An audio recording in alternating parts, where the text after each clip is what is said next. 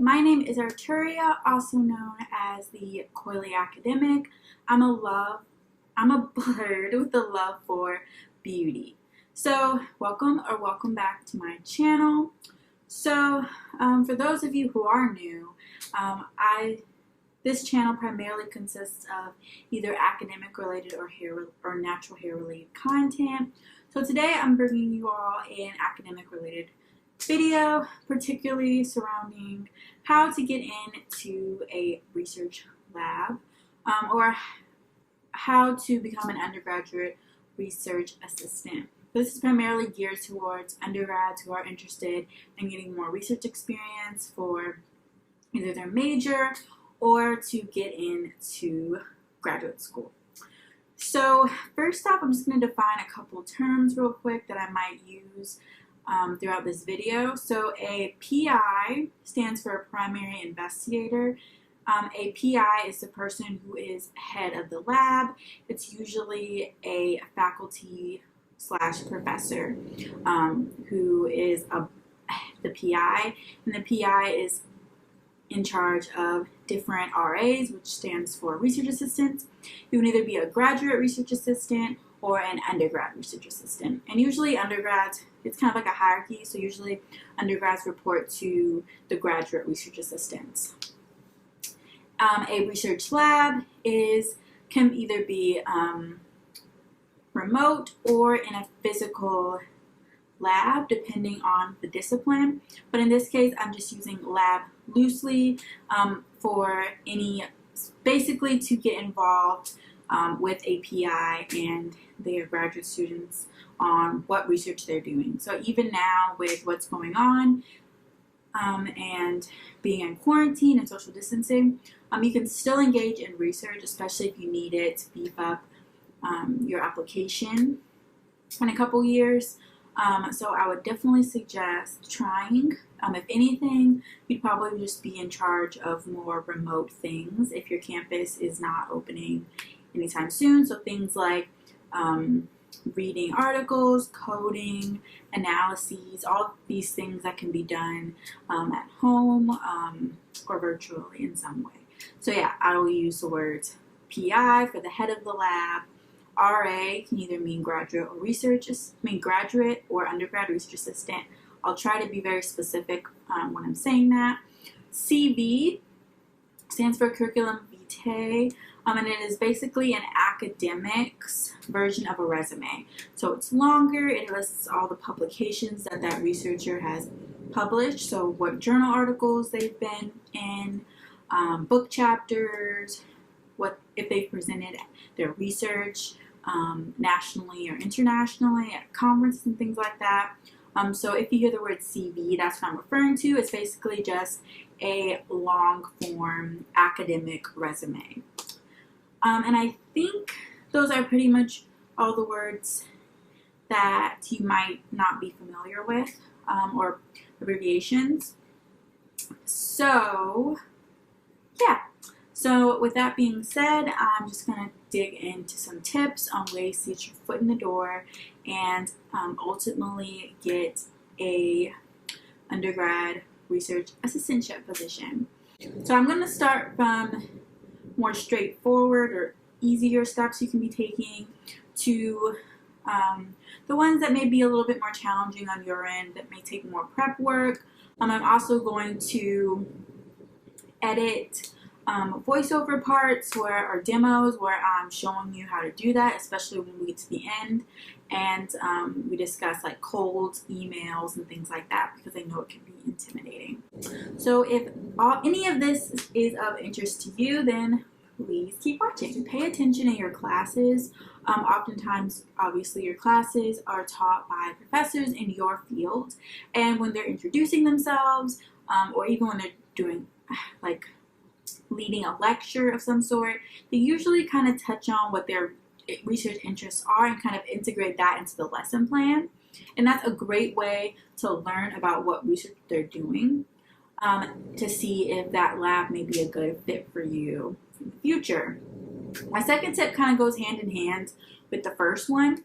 And that is to attend office hours for those classes. Office hours are usually time set aside. so that the professor or other instructor of record can schedule one-on-one meetings with students to help them with any study tips they have, any issues they have with grading.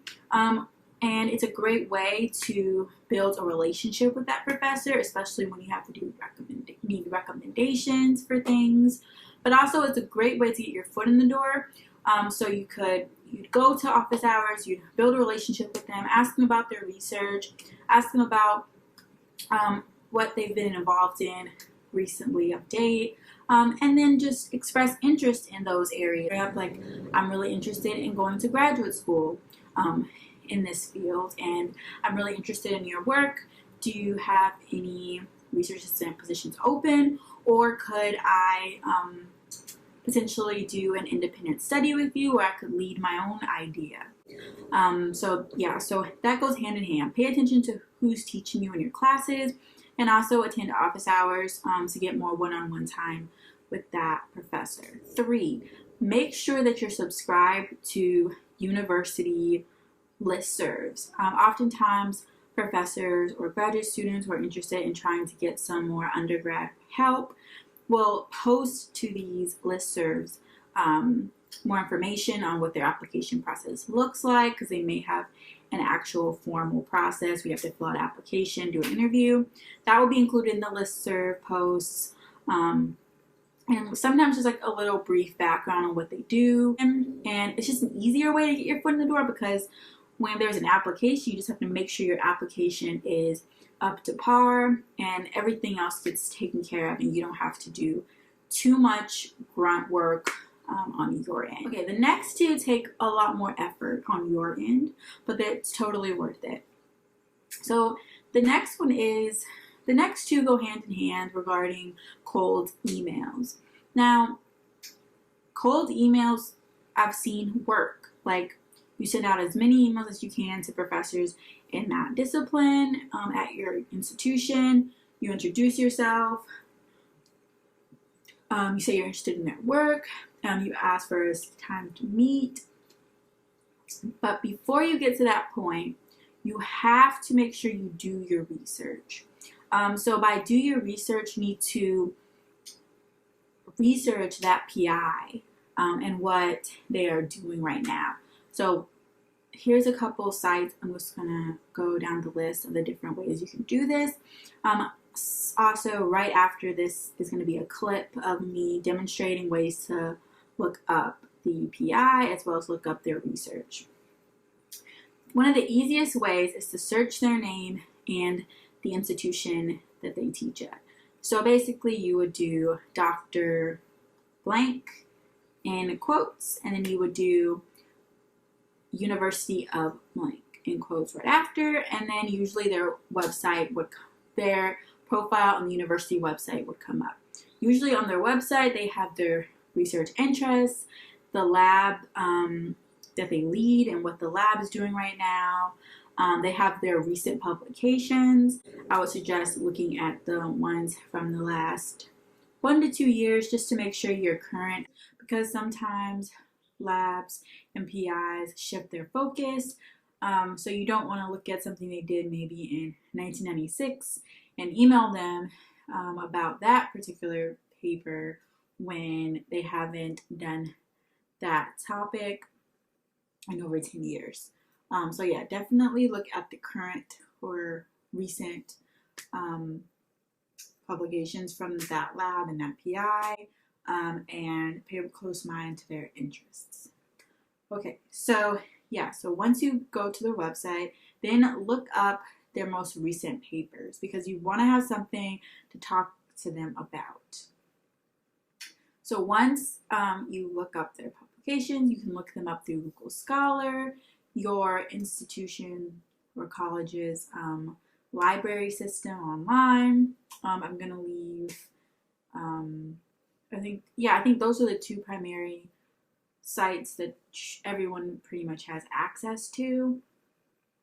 You can also use ResearchGate, which is basically just a LinkedIn for researchers, to also look up their profiles. Sometimes professors / PIs will post a free copy of that paper for people who don't have journal access. So yeah, I would definitely suggest looking at their website, their ResearchGate, and Google Scholaring their citations.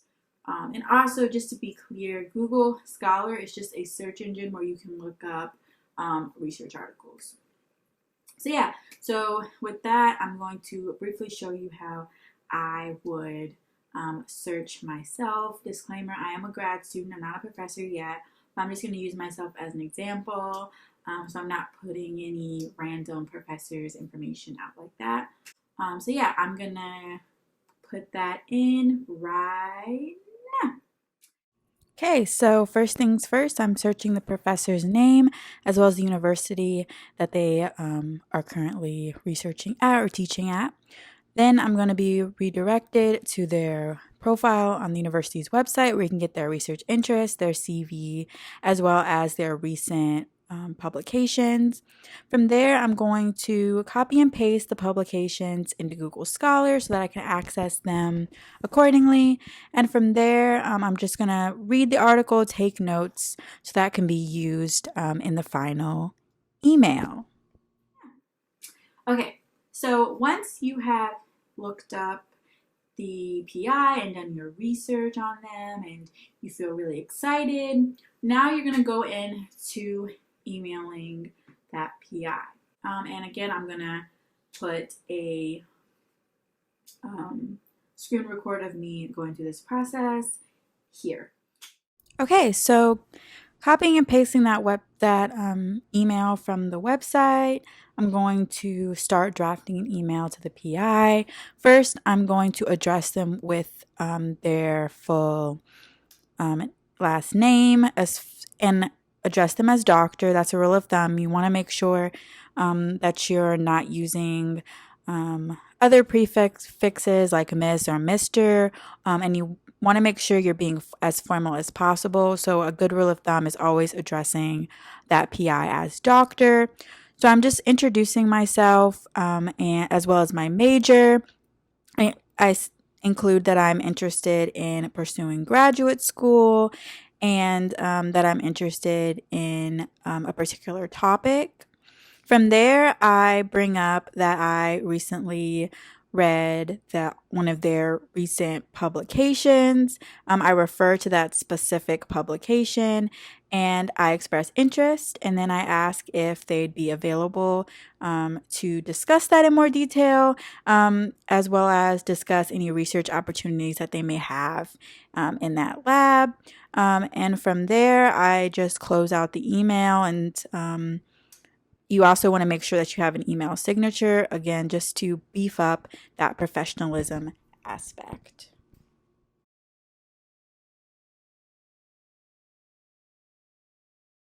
Yeah, so those are my top 5 tips on getting your foot in the door and getting into a lab. If I find any resources, like any links about this topic, I'll put it in the description box. As always, I'll also include my email address where you can write your questions there. I think that'll be a great way for us to have a dialogue for people who really just need a mentor through the grad school process, excuse me. So yeah, that'll all be in the description box. So with that, thanks for watching. Please like, comment, and subscribe.